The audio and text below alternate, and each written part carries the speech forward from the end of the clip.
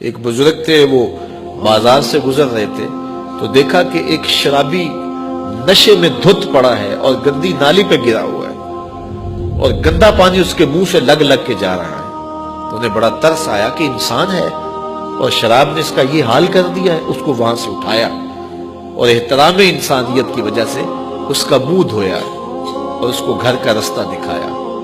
خیر وقت گزر گیا، جب شام پڑی، رات گہری ہوئی، سحری کا وقت آیا تو یہ بزرگ مسجد میں تہجد پڑھنے کے لیے گئے تو دیکھا کہ وہاں مصلی پہ پہلے ہی وہ شرابی بیٹھا ہوا تھا۔ تو حیرت زدہ ہوئے کہ ابھی کل تو میں نے اس کا منہ دھویا ہے۔ تو حیرت سے وہاں کھڑے ہو کے سوچنے لگے، ہاتف سے آواز آئی، اے میرے بندے، تو نے اس کا منہ دھو دیا تھا، میں نے اس کا دل دھو دیا۔ تو سچے دل سے اس کے حضور آئے۔ ہم اپنے ظاہر کو صاف کرنا ہے، اندر کو وہ صاف کر دے گا، باطن کو وہ ستھرا کر دے گا، اندر کی غلاظتیں اپنے کرم سے وہ دور کرے گا۔ تو صاحبو، زندگی تیزی سے گزر رہی ہے، ہم لمحہ لمحہ موت کی طرف بڑھ رہے ہیں۔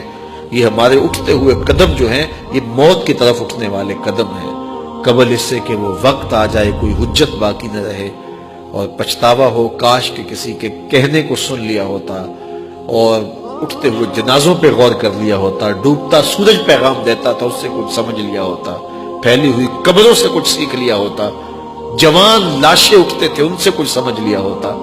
تو اس وقت کے پچھتانے سے بہتر ہے کہ آج میں اور آپ اپنی زندگی کو نیکی کی طرف لے جائیں، اچھائی کی طرف لے جائیں۔